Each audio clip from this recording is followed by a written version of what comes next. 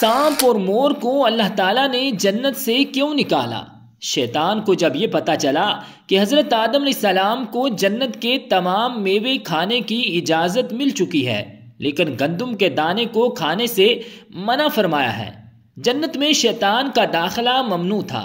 شیطان 300 سال تک انتظار کرتا رہا کہ کوئی جنت سے باہر آئے اور اس سے اپنے مطلب کی بات کروں۔ پھر ایک دن مور باہر آیا۔ السلام علیکم ورحمۃ اللہ وبرکاتہ۔ ناظرین کرام، حضرت آدم علیہ السلام میں اللہ تعالیٰ نے روح ابھی نہیں پھونکی تھی، تب سے ابلیس کی انسان سے عداوت اور دشمنی واضح تھی۔ پھر اللہ تعالیٰ نے حضرت آدم علیہ السلام میں اپنی روح پھونکی۔ جیسے ہی روح اس مجسمے میں سر کی طرف سے داخل کی گئی تو حضرت آدم علیہ السلام کو چھینک آ گئی۔ حضرت آدم علیہ السلام سے کہا کہ الحمدللہ کہیے۔ انہوں نے کہہ دیا۔ اللہ تعالیٰ کی اس تعریف کے جواب میں اللہ تعالیٰ نے فرمایا کہ تجھ پر تیرا رب رحم فرمائے۔ جب روح ان کی آنکھوں میں داخل ہوئی اور ان کی آنکھوں نے جنت کے پھلوں کو دیکھا تو غور و فکر کرنے لگے۔ پھر روح پیٹ میں داخل ہوئی تو کھانے کی طلب ہوئی، یعنی روح ابھی ٹانگوں تک نہیں پہنچی تھی اور کھانے کی خواہش محسوس ہونے لگی۔ جب حضرت آدم علیہ السلام میں روح پھونک دی گئی تو اللہ تعالیٰ نے ان کی پشت مبارک پر ہاتھ پھیرا، جس سے قیامت تک کے آنے والے تمام انسان باہر آ گئے۔ حضرت آدم علیہ السلام کی تمام اولاد ان کے سامنے ظاہر ہو گئی۔ یہ بات قرآن و حدیث سے بھی واضح ہے۔ پھر اللہ تعالیٰ نے اولاد آدم سے انہی کے بارے میں اقرار لیا کہ کیا میں تمہارا رب نہیں ہوں؟ تو تمام انسانوں نے جواب دیا کہ ہم اقرار کرتے ہیں کہ تو ہی ہمارا رب ہے۔ ناظرین کرام، اللہ تعالیٰ نے حضرت آدم علیہ السلام میں اپنی روح پھونک کر فرشتوں اور جنوں سے انسان کو سجدہ کرنے کا حکم دیا۔ ابلیس کے علاوہ سب نے حضرت آدم علیہ السلام کو سجدہ کیا۔ اللہ تعالیٰ نے ابلیس سے پوچھا کہ تجھے کس چیز نے سجدے سے روک دیا؟ تو اس نے جواب دیا کہ تو نے مجھے آگ سے پیدا کیا ہے اور اسے مٹی سے، گویا میں اس سے بہتر ہوں۔ اللہ تعالیٰ نے اس کی سرکشی پر اسے سزا دیتے ہوئے فرمایا کہ اس جنت سے اتر جا، تجھے کوئی حق حاصل نہیں ہے کہ جنت میں رہ کر تو تکبر کرے۔ ابلیس نے جواباً کہا کہ مجھے قیامت تک مہلت دے دیجئے، یعنی کہ اتنی لمبی عمر دے دیجئے کہ قیامت تک مجھے موت نہ آئے، جبکہ تمام انسانوں کو دوبارہ زندہ کیا جائے گا۔ اللہ تعالیٰ نے فرمایا کہ تجھے ایک وقت مقررہ تک مہلت دے دی گئی۔ پھر ابلیس نے کہا کہ میں قسم کھاتا ہوں کہ میں انسانوں کی گمراہی کے لیے تیرے سیدھے راستے پر بیٹھ جاؤں گا، پھر ان کے آگے سے، پیچھے سے، دائیں سے اور بائیں سے ان کے پاس آؤں گا، اور تو انہیں شکر گزار ہرگز نہیں پائے گا سوائے ان کے جو تیرے مخلص بندے ہوں گے، اور وہ میرے بہکاوے میں نہیں آئیں گے۔ اللہ تعالیٰ نے اسے ذلیل و خوار کر کے وہاں سے نکال دیا اور فرمایا کہ میں ان میں سے جو شخص بھی تیرا حکم مانے گا، میں ایسے تمام لوگوں سے جہنم کو بھر دوں گا اور میرے بندوں پر تیرا کوئی غلبہ نہیں ہوگا۔ ناظرین کرام، اس طرح یہ واضح ہوا کہ سب سے پہلا گناہ تکبر تھا، اس لیے علماء کرام کے مطابق تمام گناہوں کی جڑ تکبر ہے۔ اللہ تعالیٰ نے حضرت آدم علیہ السلام کو جاہل نہیں بلکہ علم والا پیدا کیا تھا۔ جب اللہ تعالیٰ نے حضرت آدم علیہ السلام میں مکمل روح ڈال دی تو وہ اپنے پیروں پر کھڑے ہو گئے، تو اللہ تعالیٰ نے انہیں حکم دیا کہ جاؤ فرشتوں کی جماعت کو السلام علیکم کہو۔ حضرت آدم علیہ السلام کے سلام کے جواب میں انہوں نے وعلیکم السلام ورحمۃ اللہ کہا۔ اللہ تعالیٰ نے فرمایا کہ یہ تیرا اور تیری اولاد کا آپس میں ایک دوسرے کو تحفہ اور ہدیہ ہے۔ اللہ تعالیٰ نے حضرت آدم علیہ السلام کو ابتدا میں ہی تمام نام سکھا دیے۔ وہ اللہ تعالیٰ کے حکم سے آسمان اور زمین کی ہر چیز کا نام اور ان کا استعمال جانتے تھے۔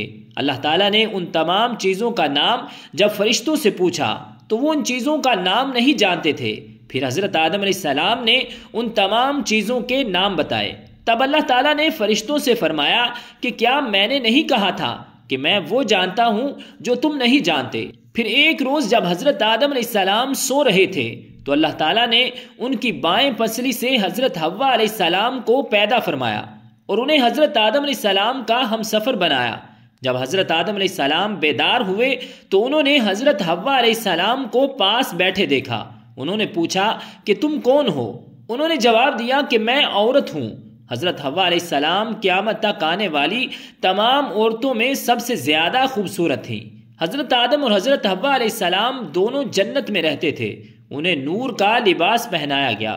ناظرین کرام، جب ابلیس نے انہیں گمراہ کرنا شروع کر دیا اور اللہ تعالیٰ نے جس درخت کے پاس جانے سے انہیں منع کیا تھا، شیطان نے انہیں وہی کھانے پر مجبور کر دیا اور اس پر جھوٹی قسمیں بھی کھائیں۔ انہوں نے اس درخت سے کھا لیا اور اللہ تعالیٰ کی نافرمانی کے مرتکب ہوئے۔ اللہ تعالیٰ نے ان سے نور کا وہ لباس لے لیا اور وہ برہنہ ہو گئے۔ وہ اس درخت کے پتوں سے اپنے آپ کو ڈھانپنے لگے، لیکن اس کے بعد وہ اللہ تعالیٰ سے معافی مانگنے لگے اور اس کی مغفرت کے طلبگار ہوئے۔ پھر اللہ تعالیٰ نے انہیں جنت سے نکل جانے کا حکم دیا اور فرمایا کہ تم زمین پر رہو، اور تم ایک دوسرے کے دشمن ہو گئے۔ پھر وہ دونوں زمین پر اترے اور انہیں کے ساتھ ابلیس بھی زمین پر اترا۔ ناظرین کرام، حضرت آدم اور حضرت حوا علیہ السلام نے اپنے رب سے معافی کے کلمات سیکھے۔ ایک روایت کے مطابق حضرت آدم علیہ السلام کو ہند میں جبکہ حضرت حوا علیہ السلام کو جدہ میں اتارا گیا۔ پھر وہ ایک دوسرے کو ڈھونڈنے لگے اور آخرکار میدان عرفات میں ان کی ملاقات ہوئی۔ حضرت حوا علیہ السلام نے 20 ولادتوں میں 40 بچوں کو جنم دیا۔ ہر ولادت میں ایک لڑکا اور ایک لڑکی پیدا ہوتی تھی۔ سب سے پہلا جوڑا قابیل اور ان کی بہن کمین کا تھا، اور اس طرح زمین پر نسل انسانی کی افزائش شروع ہو گئی۔ حضرت عبداللہ بن عباس رضی اللہ تعالی عنہ نے ارشاد فرمایا، بے شک اللہ پاک نے آدم کو جمعے کے دن عصر کے بعد پیدا فرمایا اور آپ کو ظاہری زمین کی ایک مٹھی مٹی سے پیدا فرمایا، اس لیے آپ کو آدم کہتے ہیں اور آپ کی اولاد کو آدمی یعنی آدم والا کہتے ہیں۔ ناظرین کرام، حضرت آدم علیہ السلام کا مبارک خمیر جس مٹی سے تیار ہوا، اس سے بچ جانے والی مٹی شریف سے کھجور کا درخت بنایا گیا، جیسا کہ حضرت مولا علی رضی اللہ تعالی عنہ بیان کرتے ہیں کہ حضور صلی اللہ علیہ وآلہ وسلم نے ارشاد فرمایا، کھجور کا احترام کرو کیونکہ یہ تمہارے والد حضرت آدم علیہ السلام کی بچی ہوئی مٹی سے پیدا کی گئی ہے۔ اللہ پاک نے حضرت آدم علیہ السلام کو بغیر ماں باپ کے مٹی سے پیدا فرمایا۔ اللہ پاک نے حضرت آدم علیہ السلام سے حضرت بی بی حوا کو پیدا فرمایا۔ حضرت آدم علیہ السلام نے ان کی طرف دست محبت بڑھانے کا ارادہ کیا تو فرشتوں نے عرض کی کہ اے آدم ٹھہر جائیں، پہلے ان کا مہر ادا کر دیں۔ آپ علیہ السلام نے فرمایا کہ ان کا مہر کیا ہے؟ فرشتوں نے عرض کی کہ ان کا مہر یہ ہے کہ آپ ہمارے سردار محمد مصطفیٰ صلی اللہ علیہ وآلہ وسلم پر 3 یا 10 مرتبہ درود پاک پڑھیں۔ چنانچہ آپ علیہ السلام نے درود پڑھا اور فرشتوں کی گواہی سے آپ کا حضرت بی بی حوا علیہ السلام سے نکاح ہو گیا۔ ناظرین کرام، اس سے معلوم ہوا کہ نبی پاک صلی اللہ علیہ وآلہ وسلم پر موجود چیزوں کے لیے وسیلہ ہیں، یہاں تک کہ اپنے والد حضرت آدم علیہ السلام کا بھی وسیلہ ہے۔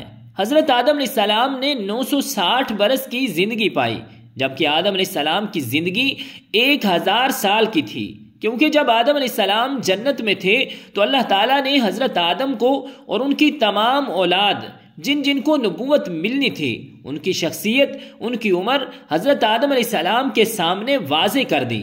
آپ نے جب حضرت داؤد علیہ السلام کی عمر کو 60 سال تک دیکھا تو اللہ تعالیٰ سے کہنے لگے کہ اے اللہ پاک، میری عمر کے 40 سال میرے پوتے یعنی داؤد علیہ السلام کو دے دے۔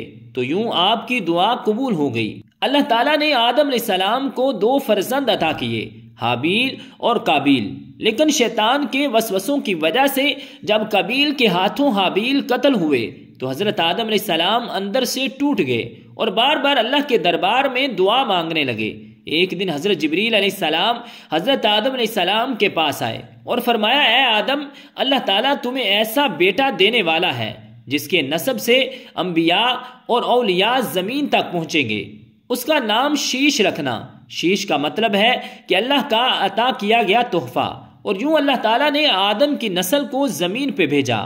جب حضرت آدم علیہ السلام کا آخری وقت آیا تو آپ نے اپنے بیٹوں سے کہا کہ میرا دل کرتا ہے کہ میں جنت کا پھل کھاؤں۔ آپ کے بیٹے زمین پر جنت کے پھل ڈھونڈنے لگے۔ اچانک ان کو فرشتے ملے اور کہنے لگے، اے بنی آدم، کہاں جا رہے ہو؟ انہوں نے کہا کہ ہم اپنے بابا کے لیے جنت کا پھل ڈھونڈنے جا رہے ہیں۔ ان فرشتوں نے کہا، جاؤ، تمہارے بابا چند دنوں کے مہمان ہیں۔ تمام فرزند دوڑتے ہوئے آپ کے پاس پہنچے۔ آپ بستر بیماری پر اللہ تعالیٰ کا ذکر فرما رہے تھے۔ بس اتنے میں موت کا فرشتہ آن پہنچا۔ جیسے ہی حضرت حوا علیہ السلام نے موت کا فرشتہ دیکھا تو حضرت آدم علیہ السلام سے لپٹ گئی۔ حضرت آدم علیہ السلام نے فرمایا، اے حوا مجھ سے دور ہٹ جا، ایک مرتبہ پہلے بھی آپ کی وجہ سے جنت سے نکالا گیا ہوں، آج اللہ اور ان کے فرشتوں کے درمیان حائل نہ ہوں۔ پھر آپ ان فرشتوں سے مخاطب ہو کر کہنے لگے، اے فرشتہ موت، کیا بھول تو نہیں ہو گئی؟ میں نے اللہ سے سنا تھا کہ میری عمر 1000 سال کی ہے، ابھی تو مجھے 960 برس ہوئے ہیں۔ ملک الموت نے کہا، اے اللہ کے نبی، آپ نے خود ہی فرمایا تھا کہ آپ کی عمر کے 40 سال آپ کے پوتے حضرت داؤد علیہ السلام کو دے دیے جائیں۔ پس حضرت آدم علیہ السلام کی روح قبض کی گئی، آپ کو غسل فرشتوں نے دیا اور جنت کی خوشبو آپ کے جسم مبارک کو لگائی گئی۔ پھر آپ کی نماز جنازہ فرشتوں نے حضرت جبریل علیہ السلام کے پیچھے ادا کی، زمین کھود کر آپ کی تدفین ہوئی، اور تمام انسانوں کے نزدیک اللہ کا یہ حکم نافذ ہوا کہ جب بھی کسی کا انتقال ہو اس کے جسم کو ایسے ہی تدفین کرنا۔ آج بھی ان فرشتوں کی سنت پر اہل ایمان عمل کر کے اپنے بزرگوں کی تدفین کرتے ہیں۔ ناظرین کرام، آپ کی قبر مبارک کی جگہ کو لے کر بہت سے اختلافات ہیں۔ کچھ مورخین کے نزدیک آپ کی جائے تدفین سری لنکا ہے، کچھ کے نزدیک جبل ابی قبیس اور کچھ کے نزدیک عراق ہے۔ بعض روایتوں میں یہ بھی ہے کہ جب حضرت آدم علیہ السلام کی روح قبض کرنے کے لیے فرشتہ پہنچا تو آپ کے بیٹے، جس کو آپ نے اپنا جانشین بنایا تھا، حضرت شیش علیہ السلام سے کہنے لگے کہ اے میرے جانشین، میں نے اللہ تعالیٰ سے سنا تھا کہ ان قریب اس زمین پر ایک طوفان آئے گا، اگر تم اس وقت تک موجود رہو تو میرے جسم کو اس کشتی میں سوار کرنا جو نجات کا وسیلہ ہے، اگر تم اس وقت تک زندہ نہ رہو تو اپنی اولاد کو وصیت کرنا کہ میرے جسم کو کشتی نوح میں سوار کرے۔ تاریخ میں لکھا ہے کہ جب طوفان نوح آیا، حضرت نوح علیہ السلام نے اپنی کشتی میں حضرت آدم اور حضرت حوا علیہ السلام کے جسم مبارک کو سوار کیا اور بیت المقدس یا عراق میں اس جگہ تدفین کی جہاں انہوں نے اپنی قبر بنائی۔ ناظرین کرام، حضرت آدم علیہ السلام اور حضرت حوا علیہ السلام اپنی تخلیق اور پیدائش کے بعد جنت میں زندگی بسر کر رہے تھے۔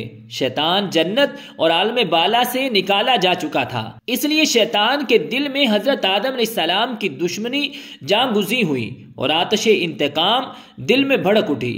شیطان کو جب یہ پتا چلا کہ حضرت آدم علیہ السلام کو جنت کے تمام میوے کھانے کی اجازت مل چکی ہے، لیکن شجر ممنوعہ یعنی گندم کے دانے کو کھانے سے منع فرما دیا گیا ہے، تو زمین سے عالم بالا کی طرف روانہ ہوا۔ جنت میں شیطان کا داخلہ ممنوع تھا، لیکن 3 اسم اعظم یاد تھے جن کا ورد کرنے کی وجہ سے اس کو یہ طاقت حاصل ہو گئی تھی کہ وہ آسمان اول سے 7ویں آسمان تک پہنچ سکے۔ وہ جنت کے دروازوں پر بنے ہوئے سرخ یاقوت کے 2 چبوتروں میں سے ایک پر بیٹھ گیا اور 300 سال تک انتظار کرتا رہا کہ کوئی جنت سے باہر آئے اور اس سے اپنے مطلب کی بات کرے۔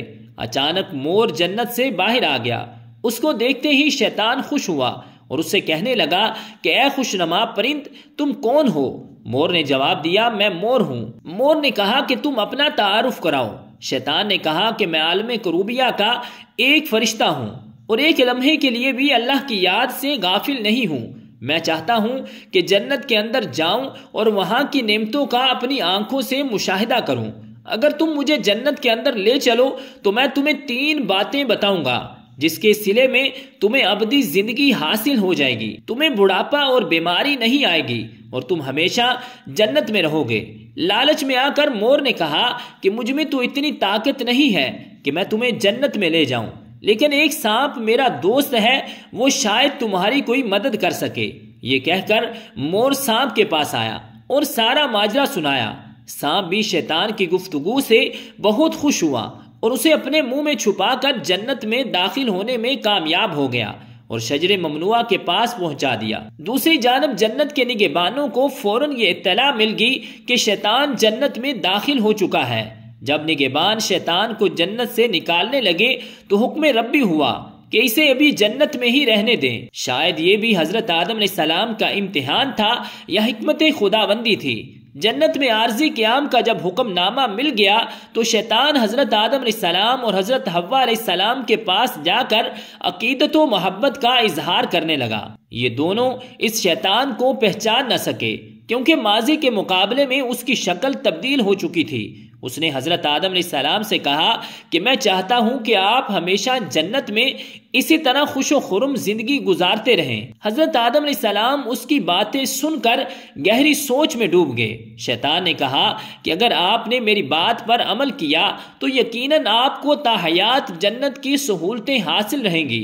یہ سن کر وہ حکم ربی سے شیطان کے بہکاوے میں آ گئے اور پوچھا کہ یہ کس طرح ممکن ہے۔ ناظرین کرام، واقعہ تو بہت طویل ہے لیکن مختصر بات یہ ہے کہ اللہ تعالیٰ کے حکم پر فرشتوں نے حضرت آدم علیہ السلام کو کوہ سرندیپ یعنی سری لنکا کے قریب اور حضرت حوا علیہ السلام کو جدہ کی سرزمین پر جا اتارا۔